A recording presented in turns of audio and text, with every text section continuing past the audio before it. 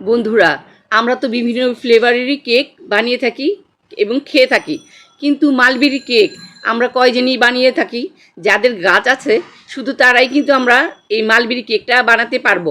Mulberry সাধারণত সচরাচর বাজারে বিক্রি হয় না।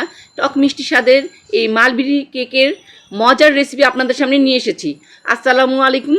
Cook and kids with Rumana channel থেকে আমি রুমানা আপনাদের জন্য নিয়ে এসেছি ভিন্ন স্বাদের মজাদার মালবেরি কেকের রেসিপি।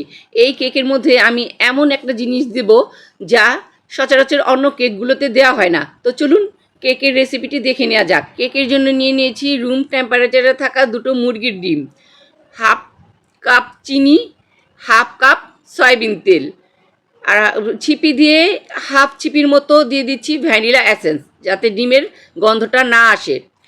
এখন সবগুলো উপকরণ একসাথে বিট করে নিব।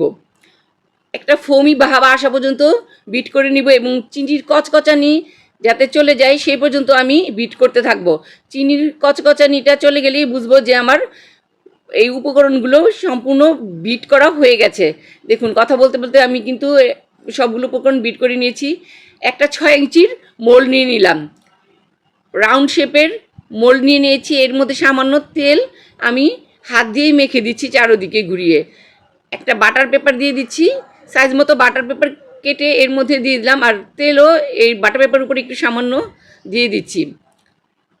এখন আমি ময়দা নিয়ে নিয়েছি হাফ কাপ। এখানে দিয়ে দিলাম গুঁড়ো দুধ 1 টেবিল চামচ, বেশি স্বাদের জন্য। সামান্য চিমটি দিয়ে একটু লবণ, হাফ চা চামচ বেকিং পাউডার, আর হাফ চা চামচেরও কম বেকিং সোডা দিয়ে দিলাম।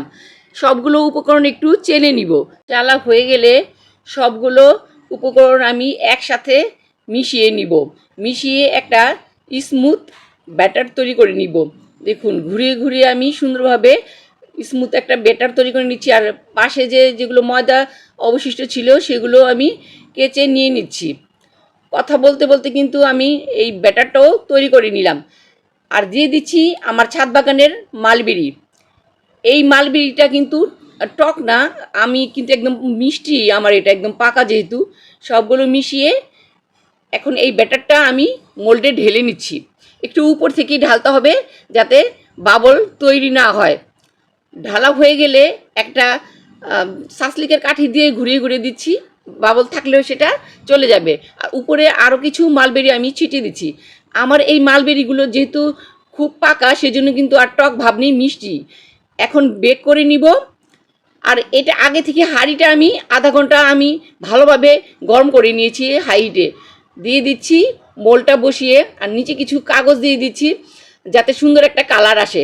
আর উপর দিয়েও ভালোভাবে একটা তোয়ালে দিয়ে ঢেকে দিচ্ছি। যেহেতু কেকটা ছোট সেজন্য আমি আধা ঘন্টার মতো একদম লো আঁচে বেক করে নিব। ফিরে আসছি আধা ঘন্টা পর। আর এই কেকটা আমি মালবেরি দিয়ে করেছি। যারা কেক নতুন বানাচ্ছেন তারা কিন্তু মালবেরি না দিয়ে সহজে কিন্তু ছোট একটি কেক ঘরে বানিয়ে নিতে পারেন। দেখুন, আধা ঘন্টা পরে ফিরে এসেছি আর চেক করে নিচ্ছি।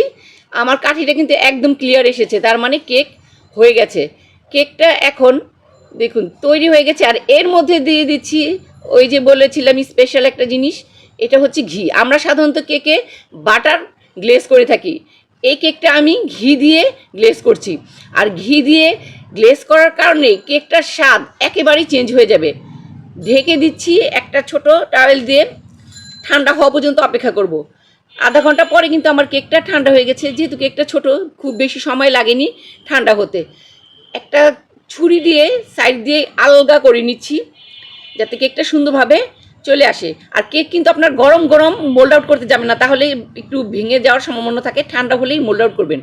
আমি বাটার পেপার সরিয়ে নিচ্ছি। দেখুন, মাশাল্লাহ কি সুন্দর হয়েছে কেকটা, আর মালবেরিগুলো স্পষ্ট দেখা যাচ্ছে।